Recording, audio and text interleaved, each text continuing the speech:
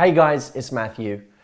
I want to talk today about heartbreak. The really tough thing about heartbreak is it's almost, obviously in order to feel heartbroken, in order to feel the pain of loss of somebody, we have to keep going back there in our mind. There are certain times when we tend to go back to that person in our mind more than others.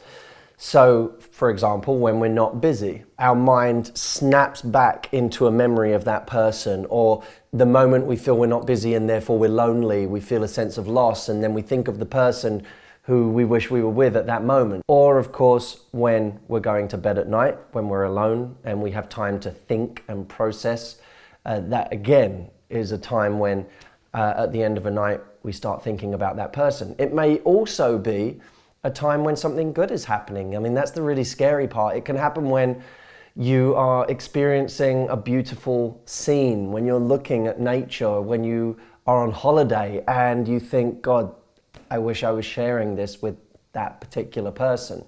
So sometimes we have the association that when things are bad, that's when that's when we'll miss someone the most. But actually, we often miss someone the most when things are good, when we're experiencing something that we know they would love, or we know we would love to share with them. Then I look at this, because you know me, I'm a strategist. I always like to think, well, what's the cure for certain problems? How do we get past these types of pain? How do we quickly move to a stronger place in our lives? And it occurred to me that the key isn't just distraction. Many people go straight for distraction activities. When someone breaks up with them, they go straight to, how can I distract myself? What can I do? How many activities can I fill my day with? How many friends can I invite over every single night so that I don't get lonely and I don't even have time to think about this person? But if you've ever been heartbroken, you know that you can try and fill your day from morning till night with activities and people. But the moment you have time to think again, your brain will snap straight back to that person, that negative thought, that memory that makes your heart ache. You'll go straight back there. So distraction alone isn't a recipe or a remedy for curing that heartache. So what is? In any moment in my life where I've truly felt that sense of heartache over somebody, the thing that has helped me the most is making progress on a particular project or a piece of work, a life goal, or a cause that I'm interested in promoting. I want to make that distinction between distraction and progress. Distraction is a short-term solution to heartbreak. We drink, we eat, we may sleep with other people thinking that will help distract us from the person that we really care about. We go out a lot, we spend as much time with friends as possible, we lose ourselves in our work for as long as possible. But these things don't always represent progress. If they only represent distraction, then there'll be a momentary relief from this person, but they won't be a long-term solution to moving on from this person. For example, if you go about the business of sleeping with other people so that you can get over this person, what you'll realize is it's distraction in the moment.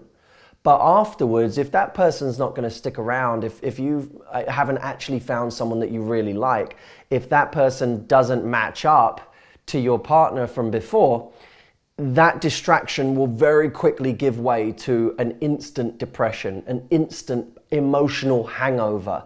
So it doesn't help the situation, it just takes your mind off it. Progress, on the other hand, actually moves you past it. I want to encourage you, if you're heartbroken right now, I want to encourage you to think of what important things you can work on, you can invest in your life, that will give you a sense of achievement and fulfillment. Because if you feel that at the end of working hard on something important, you'll feel confident, which means when you feel confident, you feel ready to take on other parts of life. You'll be feeling life intensely, because when we work hard on something that's important, we're engaged in life. Suddenly it feels like life matters. Suddenly it feels like we're dedicating our time and our energy to something that is important. This isn't a form of numbing. I'm not saying work hard so that you numb yourself. I'm saying focus on important things that will give you a sense of progress, which is the opposite of numbing. It'll actually make you feel alive. And when you feel alive, you feel a sense of possibility again. And when you feel a sense of possibility again, you just might be able to get yourself to a place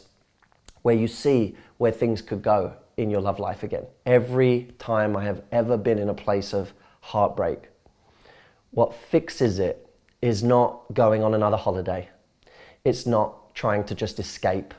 It's not just spending as much time with friends and family as possible, because all of those things work for a little bit until you're alone again and you don't feel like your life's moving forward. And I see this as the great equalizer, the great leveler, because if you know someone who's heartbroken, you won't get them over it by simply taking them on holiday, by giving them nice things, by buying them presents. You can give someone a life of luxury, you can give them all the money in the world, it won't solve their heartache. So even though you can be on holiday with your friends and your family, and you can feel a sense of distraction, even love, real love from people that care about you, it still doesn't necessarily give you that feeling of progress. So here's my task to you right now.